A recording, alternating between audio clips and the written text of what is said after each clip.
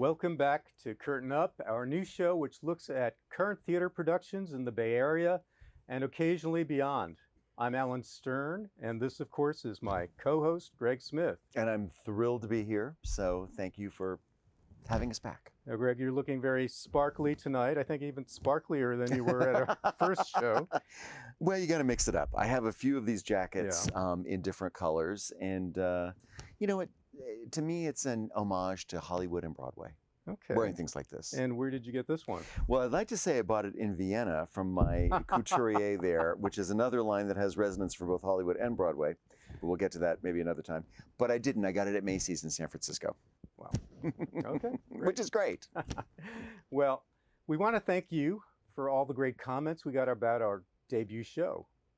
As Joan Crawford said, my fans are everything to me, baby. So we really appreciate folks watching us and giving us feedback.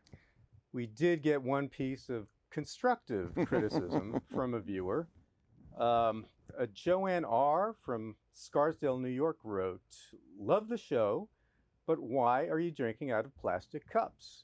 You should be drinking out of theater-themed mugs."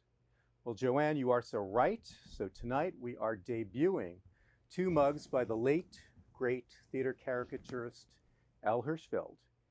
This is Stephen Sondheim, who is, I would describe him as my patron saint, the great composer-lyricist. If a Jewish guy could have a patron saint. And I've got to say, I saw Stephen Sondheim shortly before he died at a revival of Company on Broadway in New York. And he was sitting like really not next to me, but a couple rows ahead of me and to the left. And Patti LuPone, who was in the company, or was in Company, acknowledged him from the stage. And he got up and took a bow. And it was just right before he died. That was during the curtain call? Curtain call. It was amazing.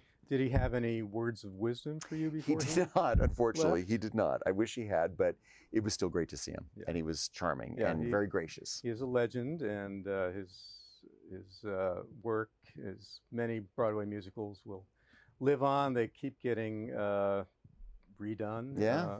And he was in his 90s, I think, wasn't he? Yeah, I think it was 91. So. 91. So we had a great long life. Yeah. Now, my mug is Carol Channing, right?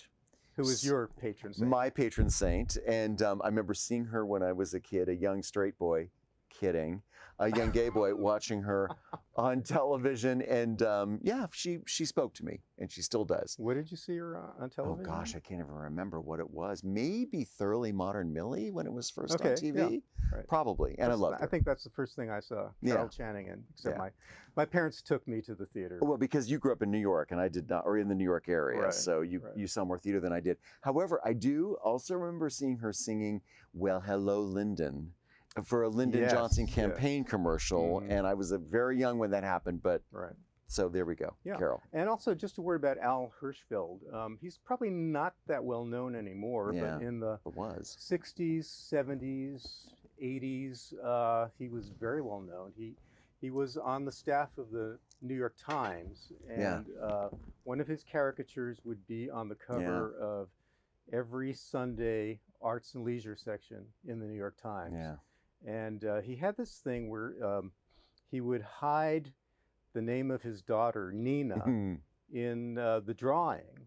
And sometimes there were several Ninas that you had to find. And his signature would say Hirschfeld with a number. Yeah. And the number would indicate how many Ninas you had to find. Which is pretty great. But so he's not as well known anymore, but he was great. Yeah. And there is a Broadway theater that has been named after him. The Al Hirschfeld. The Al Hirschfeld Theater, which is where Moulin Rouge is currently playing. Yeah. Okay, Greg, let's talk about the show we saw last weekend. It's called Come Back to the Five and Dime, Jimmy Dean, Jimmy Dean. It's produced by TheaterWorks and playing at the Mountain View Center for the Performing Arts. Yes. This is a world premiere production, a new musical based on a play by the same name, which debuted on Broadway in 1982. The show is set in 1975 in McCarthy, Texas, a small, dusty, and fictional town, set on the 20th anniversary of the death of James Dean. Dean, of course, was the legendary actor, blazingly talented, who died in a car accident at the age of 24, very tragically, after starring in 3 iconic movies of the 1950s, Rebel Without a Cause, East of Eden, and Giant. At the time of his death, Dean had recently finished Giant, an epic film about a Texas cattle and oil dynasty, which also starred Elizabeth Taylor and Rock Hudson. It was filmed on location in Marfa, Texas, near the town where Come Back to the Five and Dime is set. Actually, the cast was amazing. It included other people too, Carol Baker and Sal Mineo, an amazing cast. Marfa Dennis Hopper also. Dennis Hopper, that's right. Mercedes McCambridge. Yeah. You could go on and on. Marfa is a place I've always wanted to go. Next time we'll film an episode from there. Or maybe not. But I'm fascinated by the culture, kind of cult of Texas and the Great Plains of the United States in general, and the Americana that it kind of spawned, in all of its various permutations. Anyway, most of the characters in the show are former members of a James Dean fan club. They call themselves the Disciples of James Dean, and they've reunited in the Five and Dime to commemorate his untimely death. Now, the show is a little like Steel Magnolias in that each character plays a variation on a Southern female stereotype. You have Sissy, who works in the Five and Dime but has dreams of being a country singer. She's brassy and wisecracking. You have Stella May, who now lives in Dallas, and she's kind of rich and bossy. Edna Louise is a sweet and frequently pregnant Latina. And Loretta is the older Bible-thumping proprietress of the store. The loopiest member of the group is Mona, who was an extra on the set of Giant, and claims that she and James Dean spent a night together and that he fathered her son, the Jimmy Dean of the show's title, who appears to be mentally handicapped or developmentally challenged. And there's also a mysterious woman named Joanne who drops in on the festivities and seems to know all of the deep, dark secrets of the other characters, which of course are gradually revealed through the course of the show. When the original play opened on Broadway in 1982, the production garnered a lot of attention because it marked the legitimate acting debut of Cher, who played Sissy. Of course, legitimate theater, illegitimate theater, they're both great. What is illegitimate theater, I suppose? Well, legitimate theater, traditionally refers to things like plays, and that term was coined in the 1800s, I think, to distinguish, acting in plays from being in music hall or vaudeville or something, and later burlesque. So, now, it does bring up the question, though, to be legitimate, does a play have to appear on a few ugly square blocks of New York City, which comes from All About Eve? I know you're quoting All About Eve, and obviously the answer is no. It could be in a couple of ugly square blocks in San Francisco. Or anywhere. That's true, And there's something to be said for illegitimate theater too, I think. But also we need it all. We need it all. We need it all. But also for Cher, I mean, she's so amazing. And talk about Americana. I mean, she kind of personifies so much of American cultural life and development in the second half of the 20th century and into the 21st century. Amazing. Yeah. So going from being a singer to a huge movie star. Right. Amazing. And so when she appeared on Broadway in this play by Ed Graczyk, that was her, legitimate acting debut. The play only ran a couple of months on Broadway, but it was quickly made into a movie by the director Robert Altman, and so it came out in late 1982, and within 5 years she had made Moonstruck, which is the movie that gave her Academy Award, for which she won an Oscar, right? I mean, quite an impressive trajectory. Absolutely, absolutely. Now, in addition to Cher, the 1982 cast featured Sandy Dennis, who was an Oscar and a Tony winner as the crazy Mona, and Kathy Bates, who was then not known at all, played Stella May. And Karen Black was the enigmatic Joanne. And Karen Black was show-stopping, as she was, I think, in everything that she did, and is also so emblematic of the 70s and Americana and American culture in the 70s. Everything she did, again, from 5 Easy Pieces to Airport 75, a movie that I love, and others in between and after. I mean, she always commanded the screen. Nashville, I mean, she was in so many great films.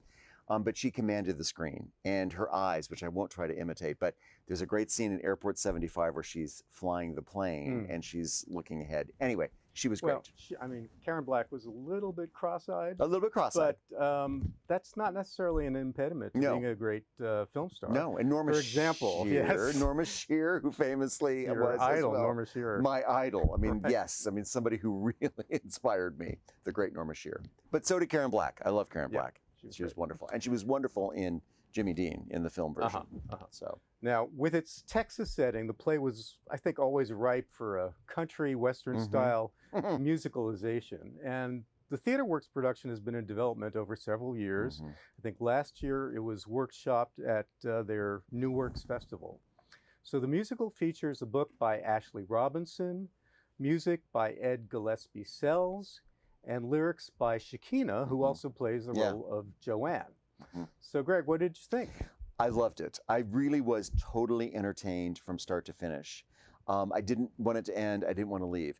Each character was richly portrayed and deeply portrayed, and each one was deep too and interesting. You really wanted to know about these people, you know, what had gotten them to this point, what had happened in their lives, why they were back together, why they had this bond. They complemented each other, but each one also stood out. They were terrific. It was a great cast. I mean, I really liked it too. I think the material, the play, it's a little hokey, you know, where everybody has a secret that gradually gets revealed over the course of the play. But I thought TheaterWorks did a great job. I love the set. It was so intricate, detailed, and it opened up at times to show other rooms in the Five and Dime and also the exterior. And it made you feel like you were in a dusty town in West Texas. It really did. And I thought the music was great. It was kind of a cross between, I would say, Grease, you know, with its 50s style doo-wop songs, and maybe Best Little Whorehouse in Texas with its country western songs. Yeah. In fact, I think we have a clip of one of the songs. Jimmy Dean, my body's burning. Jimmy Dean, my heart is hurting. Jimmy Dean, I wish you'd stay.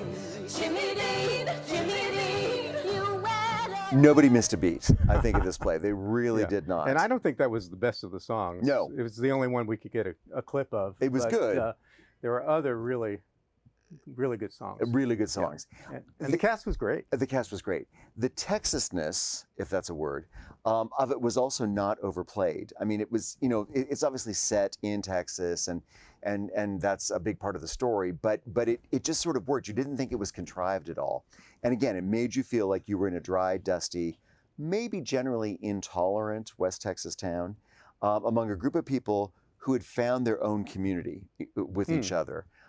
Standing out from the norm, each did, in different kind of ways, in their small town, you know, as with Sissy and her Nashville Dreams, and the others, you know, doing, each having something else to tell, but they'd found a community, and you really felt like you were a part of it. Right. And, you know, each actress really put her own stamp on the role. Absolutely. And I thought their voices were great. I especially liked the actress who played Edna Louise, you know, the Hispanic character, who I think was an addition. I don't think she was in the play, but the actress, and I'm sorry we haven't memorized the names of the actresses, but the actress who played Edna Louise was great. Was terrific. And really had a lot of fun with the actress who played Sissy. Yes. Which was the Cher role. Yes, who was fabulous, absolutely. Yeah.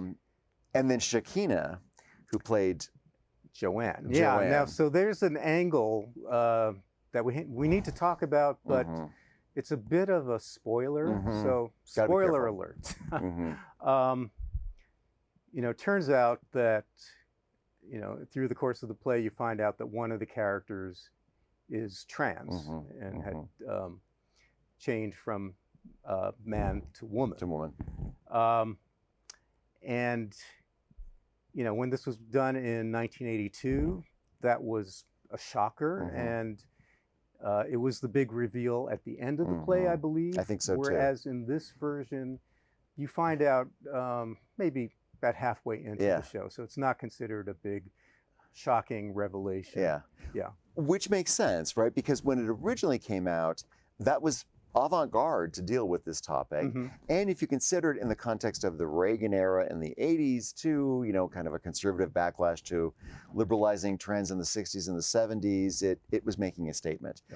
Of course, today, we're much more familiar with trans characters and trans issues, but obviously there's a lot of controversy around the trans community now. Well, if this play were done in Texas, it might have some problems. Fortunately, here in Mountain View, it does not.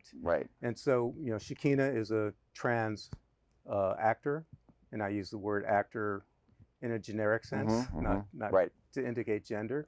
And she's perfectly cast as Joanne. And was wonderful. Was really, really good. Absolutely. And plus, she wrote the lyrics to the songs. And it didn't seem forced. I mean, it was just kind of a natural part of. I mean, the trans situation was a natural part of the story. It didn't seem like it was going out of its way to make a political kind of statement, though you could definitely justify doing that today, in our modern era, in our current era. But it just enriched the story. It was great. Great. So I think we both liked it, recommend it, and the play the musical Come Back to the Five and Dime, Jimmy Dean, Jimmy Dame, is playing through July 13th at the Mountain View Center for the Performing Arts. I'm going to go see it again because I loved it. I'm really going to go see it again. Maybe I might join you. I have to do it. So that's all we have for today. Next time, Greg and I will be discussing a new production of a beloved show from the 1950s that many consider to be the pinnacle of the Broadway musical. Can't wait. Until then, thanks for watching. Thank you.